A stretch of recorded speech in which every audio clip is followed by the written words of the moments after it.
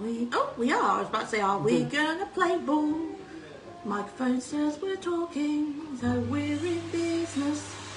Hi everyone, it's Kelly. I'm back here with Sharon. So you may remember, what is it, about 6 to 8 weeks ago now since we had our Q&A? We had a Q&A, and at the end of that Q&A, Sharon put forward the proposal that instead of her being grilled, she would grill me. So this live is the appropriate grilling. This is the one that I will get grilled. So if you guys have got any comments, feel free to pop them in the comment section, and then outside of that, I will leave it to you, Sharon. Hello, Kelly. Hi. Would you like to introduce yourself, just in case people don't know? What is it you do? So, hi, I'm Kelly. In case you are seeing this elsewhere, I run My Melton. I've been running My Melton since February 2019. And so what I do is promote different events, different businesses within the borough of Melton Mowbray. And then alongside of that, I do various different campaigns. So for instance, I'm doing a lot of political content at the moment in order to encourage as many of you guys to actually go out and cast your vote on the 4th of July. And so part of that is talking about manifestos. The candidates have been invited to a Q&A. We've got one definitely confirmed, which is Andy from the Liberal Democrats. He's going to be on the 22nd. The others are kind of trickling in. I'm just waiting on dates for them as well. And then also I kind of release surveys out. So my most recent survey is one about communications and how effective communications are at the moment, and how actually locals in the area want to be communicated, so that when various different agencies and people have something really important to say, it's going out the way that locals actually want it to go out, so that as many locals see it and therefore absorb that information, go to that event, etc., etc. So what would your advice be to people that sort of say nothing will ever change and we're not going to vote? Or so we'll do the nothing is going to change first, and then we'll do the going to vote, because I have, in fact we'll do the going to vote one first, because I find that one, because obviously you're a younger voice, so as older people need to know what I always use this analogy when I talk about voting, and I've done it when we've done previous elections. Imagine you go into a restaurant, right, and you're with your friend or you're with your partner, and you're like, okay, we're going out for dinner, and you don't say where you want to go for dinner, you don't say what you want from the menu, you're just told you're going out to dinner, you don't like it, the person booking the table gives you the option, but you say no, and you're a vegetarian, and because you've not turned around and told that person you're a veggie, they take you to a steakhouse with not a single vegetarian vegan option. You've just got meat as far as the eye can see. Well, obviously you didn't want that because you're a vegetarian. So I kind of always like compare voting for that. Like, here's the thing, like if you vote, you are saying I want a particular thing.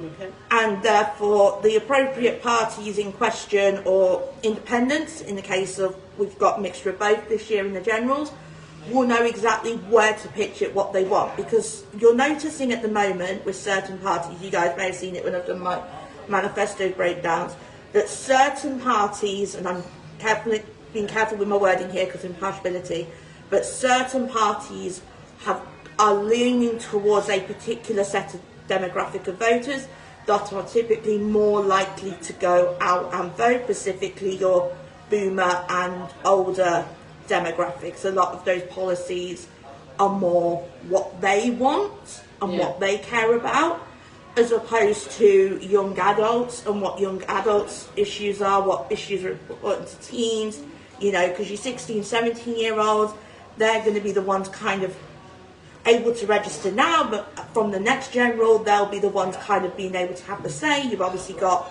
you know, people that are able to vote the first time this general election that previously couldn't have in 2020. So you can, what's interesting is that you're really seeing in the manifestos as I'm crunching them, that there are certain parties that I personally think are just completely discounting the youth vote entirely. Yeah. So more voice for the youth. Yeah. Okay. And ultimately, you saw it, a really good example of this, and this is one that I kind of use, is 2017. So 2017, what happened was Theresa May called a general election to try and get the SNPs out and kind of increase her Conservative majority. what ended up happening was Jeremy Corbyn, who was the leader of Labour at the time, was very good at appealing to the youth vote, was very much up to date on pop cultural issues, was very much putting policies that were serving their interests. There was a record young adult vote, and what ended up being that Theresa May lost her majority and ended up having to form a coalition because otherwise she would be out of a job. So there's evidence there that there is power in the young vote, and there's evidence also that there's power in the middle age and the older vote as well. I'm not just going to say like young people vote, everybody else go home. There is clear evidence there's power in the vote, and there's been graphs every single general where if every single person that did not vote actually cast their vote, they could basically change the result of the relevant election overnight.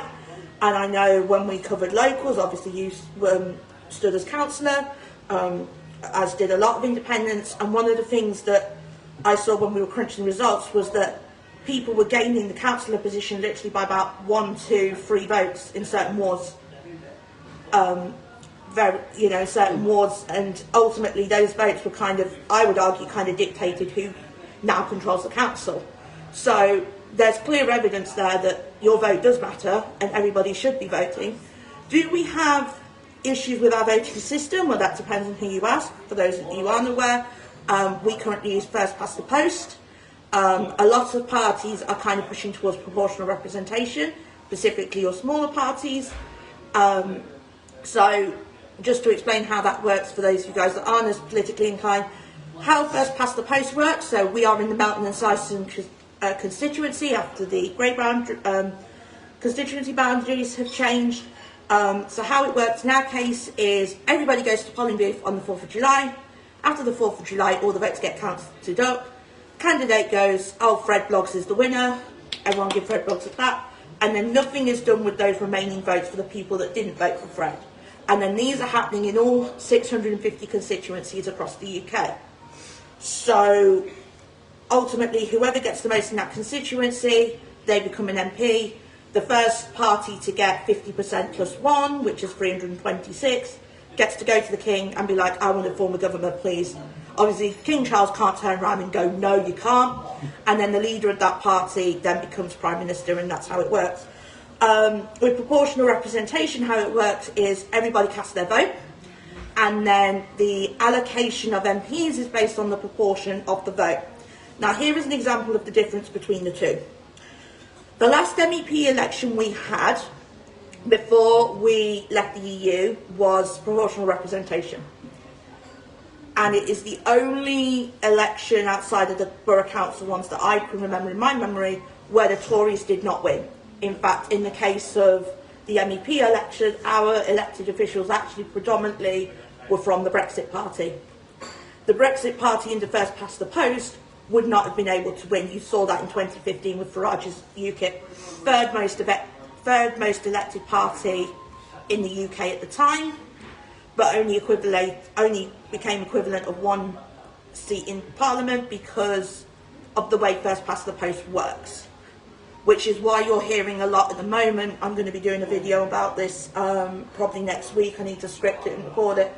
You're hearing a lot about tactical voting and not voting for the party that you want, but rather the party that's going to get you a specific result, whatever that may look like to you.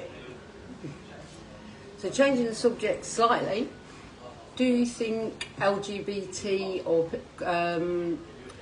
people with disabilities gets enough representation? No. And I think personally, there are situations at the moment where I feel LGBT, and this is my personal opinion, you guys are welcome to disagree. I feel that issues being highlighted by certain parties regarding LGBTQ plus issues and LGBTQ plus individuals are taking attention away from things that I personally think are bigger fish to fry here. And personally from the LGBTQ plus front. As for the disability front, well, we need that. I've not seen much at the moment, personally, from what I've been reading. And I think, take the politics aside, I think there's this situation at the moment where people want to be represented in the media. When I was growing up as a teen, there wasn't really much in terms of autism on the media anyway, let alone autistic women. The autistic representation in media that was what I grew up with was men who either rocked in a corner or they were these super mathematicians. Well, I stopped doing maths at GCSE. I thought my B in GCSE maths was more than happy with. I didn't want to take it for A-level, didn't want to take it for degree. I ended up going down the writing route, the science route. Science and creative for A-levels, and then ultimately the English and writing for my degree and my postgraduate certificate. And so I never saw that representation growing up. I just saw, you know, these very diametrically opposed representation of males, and this is what, and that representation alongside the way that they've done research previously is why you had a significantly lower portion of women being diagnosed compared to men. Now that number's starting to come up now because they're starting to acknowledge that signs and symptoms for girls and women are very different from men, because typically girls mask more than boys do. And so, and even like going into uni and that, I found that the idea of a person on the spectrum doing English and creative writing was this mystical thing. I remember, so I went to De Montfort, and De Montfort is a fantastic university for disability, brilliant with autism. It was one of the reasons I chose it, because you had literally the Autism Society on site. They had like a designated hub, and there was designated transitions before I even moved into my flat. And I remember going to this transition, and basically they split the group in half, so all the parents went and did talks, and then all of the students went to talks, got to know each other, etc. And all of my peers in this group were doing things like physics and maths and computer science. And then they would be like, oh, what are you doing, Kelly? I'm doing English and creative writing. And literally I would be like the odd one out in this like massive group of like 30 people. And mum and dad would have the same conversations. They would be talking in the parents' bit, and they'd be like, oh, so what's your daughter doing? She's doing English and creative writing. And they'd be like mystified, as if like I was this rare unicorn in existence. Now, one of the things I noticed, because I ended up my third year of my postgrad doing a lot with the uni's disability advice service, I actually helped organise their transition events as well, and I think that's a big part of where I've got my love of event planning from, because that was kind of like the first big event I really got to like take the lead on, bring my ideas to it, take what I knew already worked and kind of develop on it. And it's, from what I've seen, that blueprint's still kind of remaining with the transitions now, even though what, 2018 I left, so that'd be 6 years now. You know, and what I loved as I was starting to see those years go on was there was a bigger variety of what students were taking. So you were starting to see students doing creative arts, you were starting to see them taking humanities subjects alongside that computer science, maths, physics route, which a lot of people kind of associated to begin with. And I think we've still got more work to do in terms of representation within disabilities, but compared to what it was when I was growing up, it's certainly a lot better. Do you think society, as in, accept people more with their, probably how they're different in, you know, like if you're walking through the street or in a shop or something like that? Do you think people are more acceptable, or do you think there's still a cruel world out there? So I think it's game of two halves. You've got people that are really accepting, and then you've got people that are not, and it is a cruel world out there. And I personally feel that if I was to have kids, I would be selfish bringing them into that world as the world is right now, because of the fact that they would probably be born with something like autism. You know, if we're looking at genetics, you know, I'm autistic, my brother's autistic, my parents aren't diagnosed, but like we think there's traits on both sides there, so we think there's something in the water, whatever that may look like. And there's things that are like very outwardly said, You know, so your slurs, not just, you know, disability-wise, but, you know, your LGBTQ plus ones. You know, there is this situation at the moment where certain groups are kind of being used as political pawns and you know, football, not just in the UK, but, you know, you're seeing this a lot in the States at the moment as well, as somebody who listens to a lot of American politics podcasts, both on the left, both on the right. I kind of try to do my best to kind of listen to both, so I can, you know, get a bit more filtered. And it seems on both the left and the right that there seems to be this, like, judgment, you know, this element of it being used as pawnage. And, you know, there is still this, you know, situation where I was always taught growing up that I would have to work twice as hard for what I got because of my autism. Because, and it's a tough lesson to learn in your, you know, childhood, young adulthood, but it was one that mum and dad installed me as soon as, like, I was able to kind of process it in a way, that if there was me and another candidate and we had the same qualifications, same work experience, etc., they would realistically take the other candidate on because they would have less requirements in terms of adaptations, etc. You know, they would be a lot more flexible in a way. And it's a tough lesson. Is it a lesson my parents should have taught? Like, is it a lesson that my parents should have had to teach me because the world should be accepting and have accommodations in place? No, it shouldn't. But is it a lesson they needed to teach me? Yes. And is it a lesson that I've kind of taken through to my adulthood now? You know, I'm coming to the end of my 30s. Like, not 30s. Probably just not a fair lesson, but a lesson you have to be prepared for.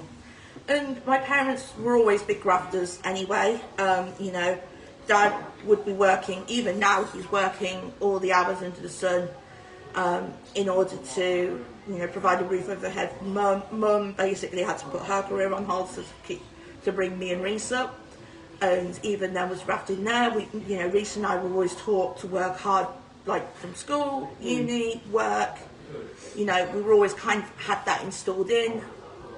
And I always kind of had that element of, you've got to work twice as hard to get something that somebody else gets anyway, like kind of installed in as well. Yeah.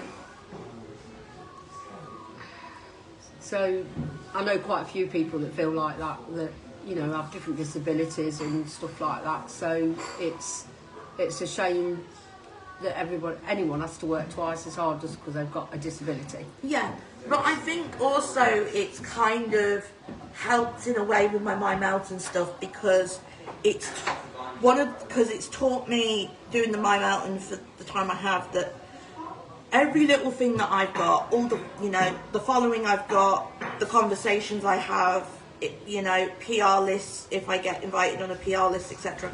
That's all stuff that I have earned through hard work, through dedicating hours, if not days a week, to doing my mountain, to finding things, to researching things, to doing content, scripting content, etc. Like, that's everything I've got is kind of what I've done off my own back, especially on the My Mountain groups. You own it. Yeah. Yeah. Okay. So had I not had that lesson installed in by my parents, my mountain now wouldn't be as what it is. Yeah. So love you, Mum, love you, Dad. I think Mum might be watching, but Dad, this is, you know, the grafting again. He was down the summer house working from home earlier before I left to go see Lee. So it wouldn't surprise me if he's still down that shed now, to be fair. But he can watch this later. He can. I'm sure Mum will be like, oi, watch this. So what are your aims then? Because you're going to do something really nice at the end of the summer? So, yeah. So the goal for next year, so it's next year is kind of the big event that I've got. And then this year, you know, I'm looking to do Cocktail Week the first week of August. We're looking to kind of do something around open mic. It was originally calendared for the end of August, but then I was like, Sheila, problem, I'm not in the country. So that one's going to be rescheduled, but Cocktail Week is still going to happen that first end of July, August, as it was last year. So why are you not in the country? Where are you going? Oh, I'm going to America for 2 weeks. Nothing to do with my mountain. This is just because I need a break. To see what? I'm going to Disney. We're going to the Disney parks, and then we're doing a Disney boat as well. Oh shit! So this is your dream? Well, it's a good dream. It's Family dream? Yeah. We're all very big Disney fans in our family. Like our living room is like full of like Disney bags. We've got Disney stuff everywhere. When I filmed the Undateables, this would have been 2019. Little bit behind the scenes now for you guys, so you can kind of look at it and shows if you ever watch it back. It was on Netflix. I'm not sure if it's still there, but I can see it. But it's on. So obviously they film you getting ready for the date. Now what they don't tell you behind this, you see me getting ready and it's like 5-10 seconds if that. They were at my house for about 3-4 hours just filming me getting ready, putting on my makeup. I had this green eyeliner on, and I kid you not, I literally looked like Kermit the Frog by the time I was ready to leave the house. I go upstairs to Mum, she's like, what do you think? She's like, you look like Kermit, like sort it out before like you go on the date with this man, for goodness sake. And literally, because obviously Disney's copyrighted, we had to cover every single like little bit of Disney, hide it all in a gap, so that, you know, Channel 4's production team didn't have to pay like the Disney overlords any copyright fees.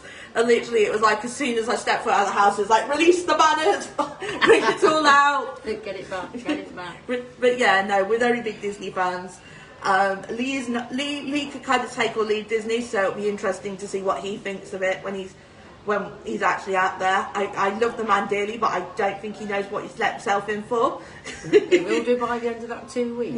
He will very much so. Right, so I think we've just learned quite a little bit more about Kelly. Kelly herself. Yeah. So thank you for letting me ask you questions. You're welcome.